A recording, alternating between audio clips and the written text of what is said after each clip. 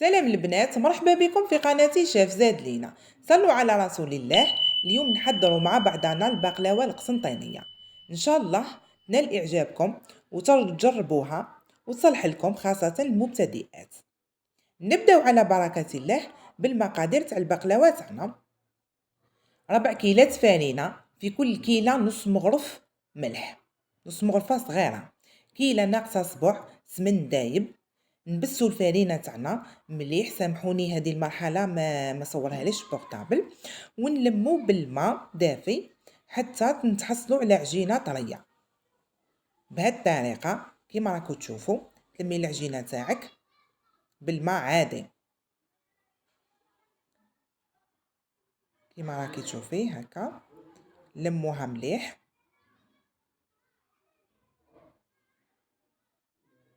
وتعجنيها حوالي 10 دقائق. تعجنيها مليح يعني حتى ترطاب خلاص العجينه تاعك، وتقسميها سبع قرصات كيما نقولوا. قسميها على 7، راح نحطوا 4 من تحت و3 من الفوق هكا، وتخليها ترتاح على الاقل 6 سوايع. لازمها الراحه، كون ما ترتاحش راهي تعبك من بعد في كي تجي حاس طرحيها. من جهه خلاف نوجدوا الحشو تاعنا. بالنسبه للحشو 3 كيلات مكسرات وكيله ناقصه 2 صوابع سكر عادي. انا الصينيه تاعي تهز كيلو ونص، قطر تاعها 38 سنتيمتر.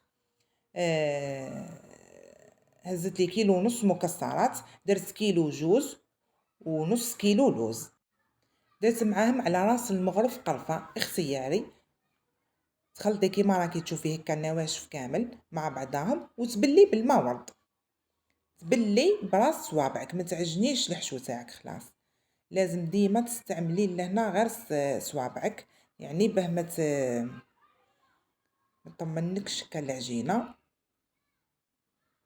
تبلي بشويه حتى تشوفي القوام في الاخر نعتهولك تبدا تلصق لك شويه على الحق. هاو يدن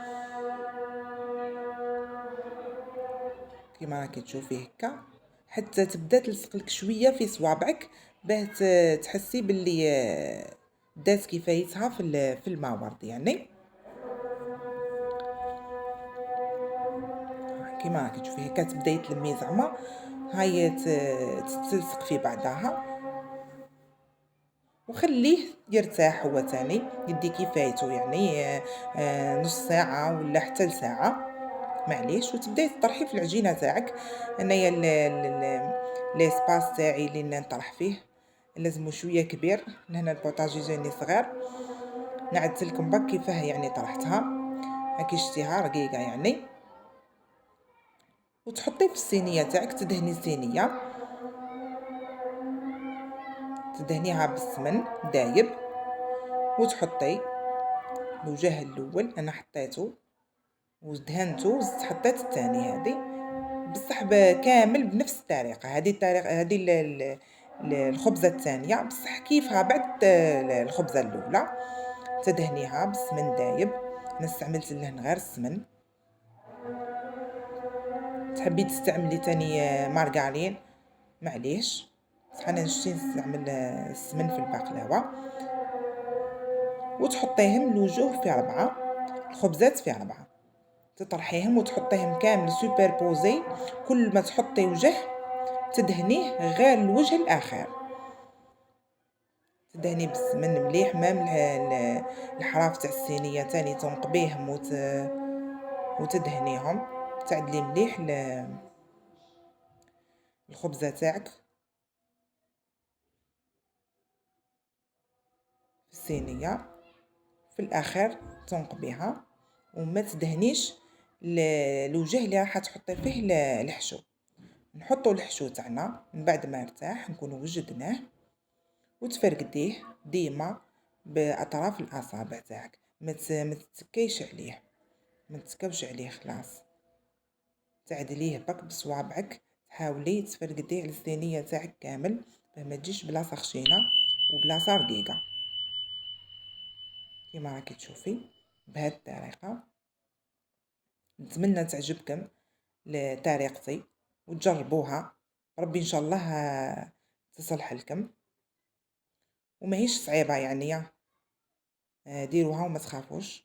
نهضر مع المبتدئات اللي ماهمش مبتدئات بالك هما اللي ينعتولي. تعدلي الحشو تاعك مليح، تفرقديه على الصينيه كامل كيما راكي تشوفي، ونبداو نحطو في الطبقات 3 تاعنا. حنا قسمنا العجينه ل7 كويرات، 4 نحطوهم من تحت و3 نحطوهم من الفوق.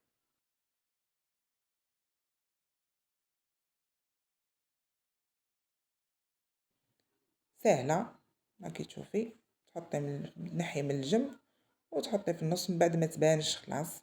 احنا نجربوا الوجه الاخر خلاص ديما نسيسوه باه يجينا مليح ما يجي فيه حتى تقطيعه. تزيدي تدهني بالسمن دايب وتزيدي تحطي الوجه الثاني من الفوق وتزيدي تدهني كي العاده الوجه الثاني ونحطو الثالث يعني السابع كي تحسبي الكويرات كامل، والثالث كي تحسبي الوجوه اللي من الفوق برك. نتمنى تكونوا فهمتوني، يعني سهله ماهي شي حاجه صعيبه. تدهنيه مليح مام الحراف تدهنيهم وتكوني طرحتي تاني الوجه الاخر وتغطي به الصينيه تاعك كمرحله اخيره. هذا الوجه ما ندهنوهش حتى نخلصوا فيه كل شيء، نقصوا البقلاوه تاعنا بعقلنا ونرشقوها. كي نرشقوها ونخلصوا نوليو ندهنوها بالسمن. دوكا كالعاده دوك تشوفوا المراحل بربي ان شاء الله كامل. نتمنى ما تنساونيش بجام بارطاجيو الفيديو باه تعمل فايده ان شاء الله يوصل للناس كامل. تعدلي مليح العجينه تاعك وتضغطي على الحراف تاع الصينيه وتنحي بهذه الطريقه الزوائد. انا كنت هذه المرحله ديما نديرها مع ما هذا واش ندير هكا وندهن تاني ندهن الوجوه وندير هذه الطريقه وهذه واش نشتي نموت نحي الحراف بالقنوط تعجبني. حتى العبد بشويه بشويه، حتى العبد عادي يديرها كامل وحده بشويه. ما كانش واحد خلق متعلم، حنا بكل بدينا من الصفر. هذه ما نطيشوهاش نديروها مقرقشات. حنا ديما في قسنطينه حنا لا نديروها مقرقشات، نقليوها نديروها اشكال ونقليوها. تحاولي تنظفي الحراف تاع الصينيه تاعك ونبداو نقصو. في هذه المرحله انايا بديت على خاطر حافظه شويه النص تاع الصينيه تاعي، بصح راني حاولت نفهمكم يعني كيفاه. حاولي تبيني النص وبالحرف تاع المسطره تغسليها مليح وتخدمي بها عادي. هاي كيما راكي تشوفي هكا. انا تاع ولادي هذه المسطره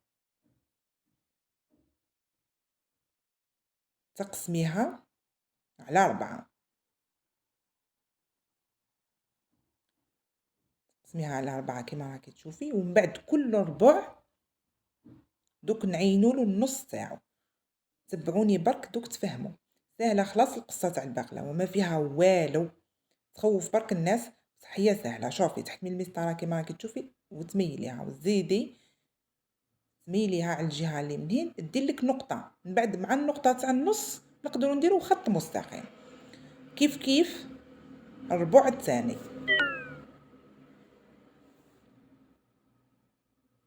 ديري نقطه مع النقطه تاع النص خط مستقيم، تعينيها بالمسطره كيما العاده وتقصي. تكملي 4 في 4 تولي لك مقسومه 8 طراف. دوك نشوفو تاني كيفاه تقصي المقرودة تاعك. المقرودة تاعك بالمسطرة تاني تكملي عادي بالمسطرة، تجيك ساهلة. الحبات كامل كي بعضهم كيما راكي تشوفي. شوفي تحطي الحرف كيما يقولوا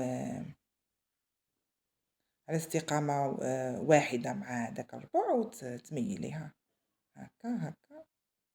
نتمنى تكون يعني الصورة واضحة، يعني تشرح نفسها بلا ما نهضر. راهي واضحة بربي إن شاء الله. تبعوا بك الخطوات، حاولوا تفهموا بربي إن شاء الله. المبتدئات يقصوها من أول مرة ويجي كل حبة قد خصها هكا. ما يهمش تماركا لك تجيها لي من هنا من بعد تتنحى، من بعد تتنحى لك. هي كنت تلقاي مسطرة قل من بعد قل من بعد قل هكاك تبقاي لازم عندك قداه المسطرة. بصح ما عندك وحدة برك تتماركا لك على الجهة اليمين ما تتكيش عليها بزاف، تكي غير على الجزء اللي راكي تقصي فيه كيما راكي تشوفي. دوك نزيد ندير لكم ربع خلاف، طرف خلاف يعني هذه هكا هاكي. حطي ديما المسطرة على استقامة واحدة في الخط الأول وبداي قصيهم كامل، من بعد زيدي رجعي على الجهة اللي من هنا هكا تبدا تبان لك هكا. بهاد الطريقة تسكي على المسطرة تاعك ومن بعد تقصي الاز هكا. وما ديريش هذه الطريقة راهي تجي حبة صغيرة وحبة كبيرة، كل حبة يعني ديمونسيون. بصح بهاد الطريقة ربي ان شاء الله يجيب لك الحبات كامل كيما راكي تشوفي. هذه الصينيه تاعنا من بعد ما قصيناها تخليها هكا شايحه ناشفه، يعني ما ندهنوها ما والو حتى نرشقوها بشويه لوز. ترشقي الحبات تاعك كامل، حنا نقول مساك مسكيها يعني باه الحبه تكون حاكمه الحشو تاعها. بهذه الطريقه تكملي الصينيه تاعك كامل. نعاود انا الصينيه تاعي فيها القطر تاعها 38 سنتيمتر حتى ل40، تهز لك كيلو ونص مكسرات. هذه من بعد ما رشقناها كامل نوليو نزيدو ندهنوها بالسمن اللي هنا دهنيها يعني كتري لها البسوس، دهنيها مليح باه يجيك الوجه محمر مليح يعني وباهي. تدهني ومام تهبط لك شويه السمن تاعك يهبط لك الحشو معليش ماذا بينا يجيك طري. دهنيها وطيبيها. انا لهنا طيبتها برا. نتمنى تعجبكم الوصفه تاع اليوم ولا البقلاوه تاع القسنطينيه تاع اليوم، وتدعيو لي لخويا ربي يرحمه ويوسع عليه. ومرحبا بكم في قناتي شيف زاد لينا.